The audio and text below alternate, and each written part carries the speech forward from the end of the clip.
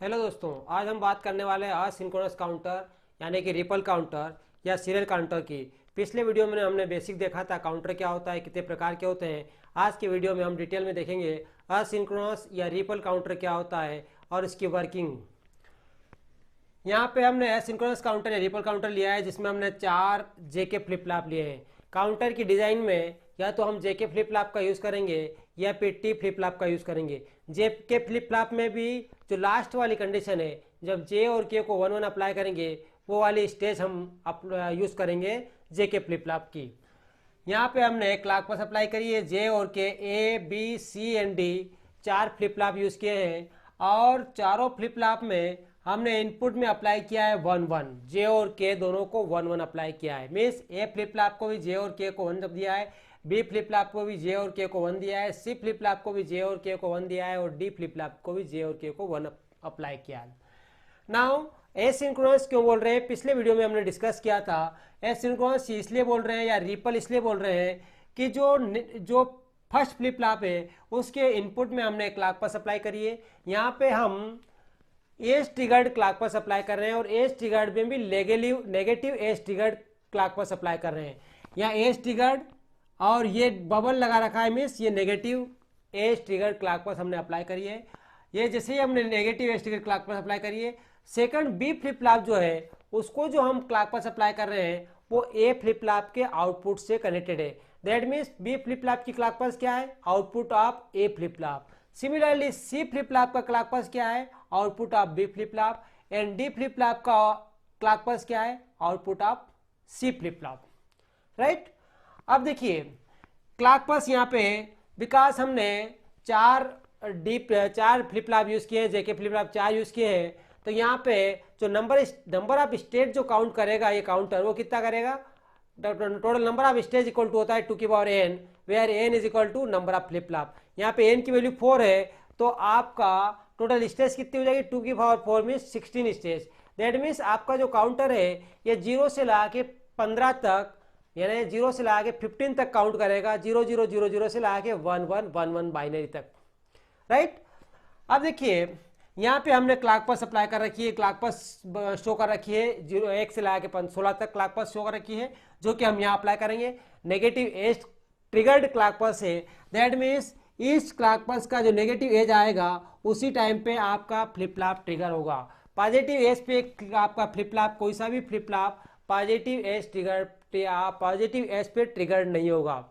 Now अब हम बात करते हैं फर्स्ट वाला Q A, Q B, Q C और क्यू डी, ये 4 आपके आउटपुट है। 1 बाय 1 हम क्या करेंगे, इसका आउटपुट देखेंगे, है ना, क्योंकि हम क्या कर रहे हैं, इनपुट पल्स को काउंट करना है। जो भी क्लॉक पल्स अप्लाई कर रहे हैं उनकी इनपुट पल्स को आपका काउंटर काउंट करे। काउंटर का मेन फंक्शन क्या होता है, काउंट करना है। जितना भी आप इनपुट में क्लॉक अप्लाई कर रहे हैं उनको काउंट करेगा। यहाँ पे आपके पास क्यू ए है, पहला आउटपुट जो है फ्लिप फ्लॉप ए का जो आउटपुट है वो क्यू है। तो मैं पहले देखूंगा क्यू ए के आउटपुट में क्या वेवफॉर्म मिल रही है हमको। तो क्यू ए के आउटपुट में क्या वेवफॉर्म मिलेगी, यहाँ पे देखिए, यहाँ पे अपने पास ये 0 है। अभी जैसे ही आपका नेगेटिव क्लॉक पल्स आएगी, जैसे ही फर्स्ट क्लॉक पल्स नेगेटिव आएगी तो क्या हो जाएगा, जो आउटपुट है वो 0 से क्या होगा, पहले 0 था, सारे फ्लिप फ्लॉप के आउटपुट में 0 स्टोर है इनिशियली में, तो पहले 0 था यानी 0 0 स्टोर है। क्यू ए भी 0 है, क्यू बी भी 0 है, क्यू सी भी 0 है, क्यू डी भी 0 है, और जो क्लॉक पल्स है आपके पास वो क्या है, 0। अब जैसे 1 क्लॉक पल्स अप्लाई करेंगे हम, तो फर्स्ट क्लॉक पल्स अप्लाई करिए, उसका जैसे नेगेटिव एज आया, ये नेगेटिव एज आया, तो आपको क्या होगा, 0 से क्या हो जाएगा, आउटपुट 1 हो जाएगा। कब तक 1 हो जाएगा, जब तक कि नेक्स्ट क्लॉक पल्स का नेगेटिव एज नहीं आता है, तब तक आपकी 1 ही रहेगी। तो ये यहाँ पे क्या मिल गया आपको, फर्स्ट में क्लॉक पल्स अप्लाई करूंगा तो 1 मिल गया, ये 1। अब सिमिलरली फिर क्या होगा, 0, फिर 1, फिर 0, फिर 1। ऐसा क्यों होगा 1 0 1 0, क्योंकि आपका जेके फ्लिप फ्लॉप जो है वो each and every clock pulse पे ब्लिंक करता है, टॉगल करता है 1 0 1 0 पे। हर एक क्लॉक पल्स का नेगेटिव एज आएगा तो आपका जो फ्लिप फ्लॉप का आउटपुट में 1 था तो 0 हो जाएगा, और 0 था तो 1 हो जाएगा। इस टाइप से आपका फ्लिप फ्लॉप टॉगल करता जाएगा। ये जो आपकी आउटपुट है ये क्यू ए के आउटपुट है, दैट मीन्स फ्लिप फ्लॉप 1 का आउटपुट है।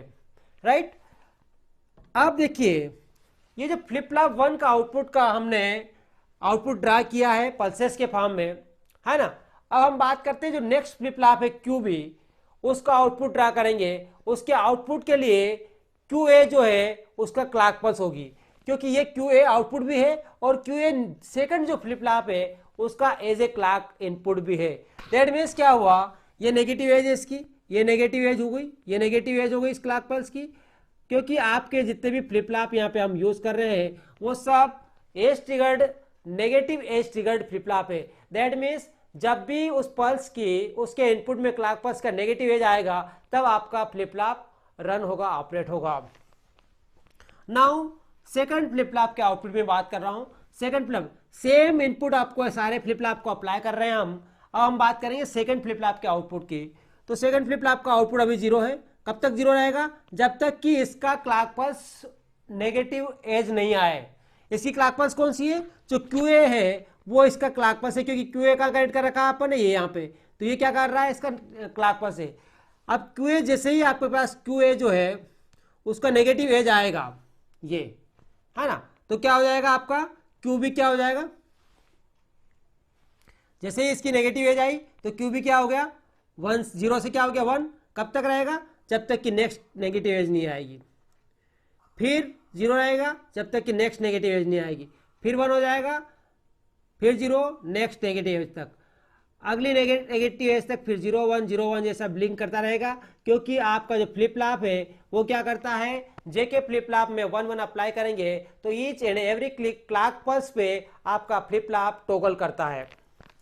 ये हो गया QB, राइट। क्या किसका आउटपुट हो गया, ये QB का आउटपुट हो गया हमारा, राइट। अब बात करते हैं QC। QC मीन्स QC के लिए QB जो है QB का जो आउटपुट है QC के लिए क्लॉक पल्स का काम करेगा। ये QB है, ये QC के लिए क्लॉक पल्स का काम करेगा। तो यहाँ से 0 रहेगा। कब तक 0 रहेगा, जब तक कि उसकी नेगेटिव एज नहीं आएगी। ये यहाँ पे नेगेटिव एज आएगी तो ये 1 हो गया। कब तक 1 रहेगा, जब तक कि वापस से नेगेटिव एज नहीं आएगी। ये नेगेटिव एज आई वापस 0 हो गया। फिर नेगेटिव एज आएगी तो 0 का 1 हो जाएगा, ये 0 का 1 हो गया। और फिर नेगेटिव एज आएगी तो 1 का 0 हो जाएगा। ये नेगेटिव एज और वापस ये नेगेटिव एज। अब ये हो गया QC आउटपुट QC का, मतलब थर्ड फ्लिप फ्लॉप जो है उसका आउटपुट हमने ड्रा कर दिया है। अब अपन बात करते हैं QD के आउटपुट की बात करते हैं, और उसके बाद अपन देखेंगे कि ये आउटपुट में हमें क्या क्या मिल रहा है वैल्यू QD। अब QD क्या है, अभी 0 है QD। कब तक 0 रहेगा, जब तक कि आपकी QC नेगेटिव एज, QC का जो है QD के इनपुट में, मतलब QC का जो आउटपुट है वो नेगेटिव नहीं आए, तो नेगेटिव एज नहीं आए तो नेगेटिव एज कब आएगी, इस यहाँ पे ये नेगेटिव एज आई, ये यहाँ पे क्या हो गया नेगेटिव, जैसे एज आएगी तो ये क्या हो गया 1। कब तक, नेक्स्ट नेगेटिव एज तक आपका फ्लिप फ्लॉप 1 रहेगा ये, राइट। इस टाइप से हमने QA, QB, QC और QD का आउटपुट ड्रा किया। अब अपन देखते हैं जब फर्स्ट आपका इनिशियली आपके पास 0 0 था, ये सब 0 0 है आउटपुट। फर्स्ट क्लॉक पल्स जैसे ही आई तो यह आउटपुट 1 है, यह आउटपुट 0 हो गया, ये 0 हो गया, ये 0 हो गया, मतलब QA क्या है 1 है, QA आपके पास 1 है, बाकी सारे के सारे 0 है। फिर सेकंड क्लॉक पल्स जैसे आई तो QA क्या हो गया, ये 0 है, ये 1 हो गया, ये 0 है, ये 0 है, मीन्स 0 1 0 0। फिर आपकी नेक्स्ट क्लॉक पल्स आई, ये 1 है और ये भी 1 है, ये 1 है, ये भी 1 है, बाकी दोनों 0 0 है, तो ये QA 1 है, QB 1 है, बाकी दोनों 0 है। फिर आपके पास फोर्थ क्लॉक पल्स आई, ये 0 है, ये 0 है, ये 1 है और ये क्या है 0 है, दैट मीन्स 0 0 1 0।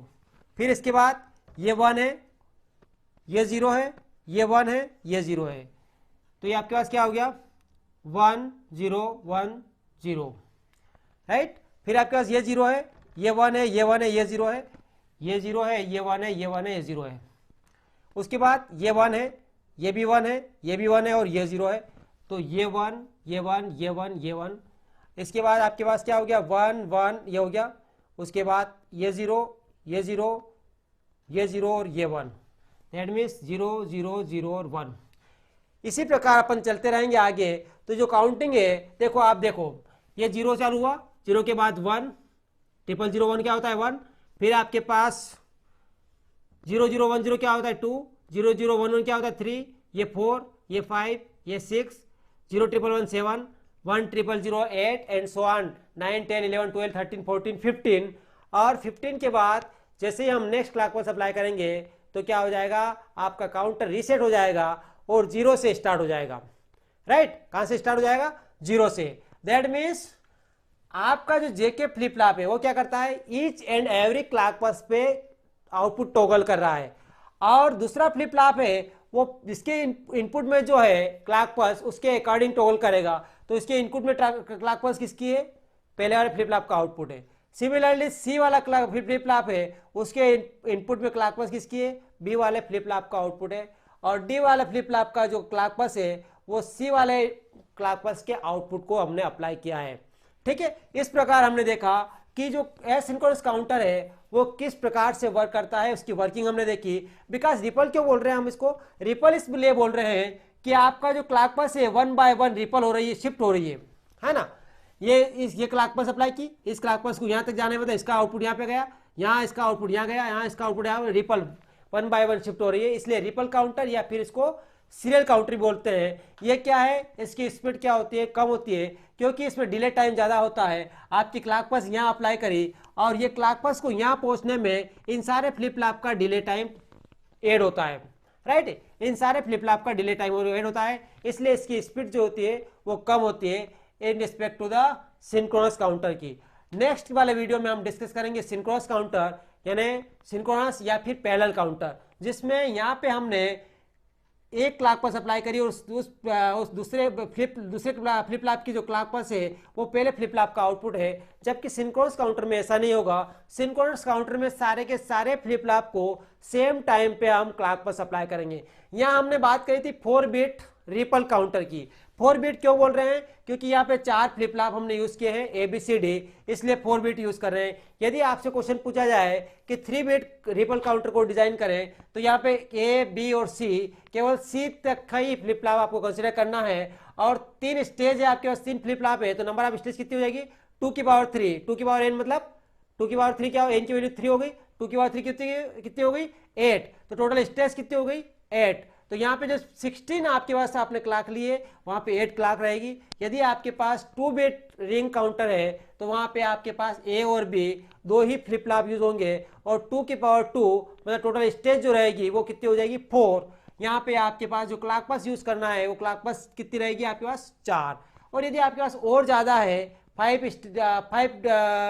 बिट काउंटर है तो आपके पास सिमिलरली इसी टाइप से अपने को एक फ्लिप फ्लॉप और आगे ऐड करना है तो आपका बन जाएगा 5 बिट काउंटर। तो ये आज के वीडियो में हमने देखा कि रिपल काउंटर या सिंक्रोनस काउंटर क्या होता है, कैसे वर्किंग इसकी हमने देखी। नेक्स्ट आने वाले वीडियो में हम देखेंगे सिंक्रोनस काउंटर या पैरेलल काउंटर का डिटेल। Thank you.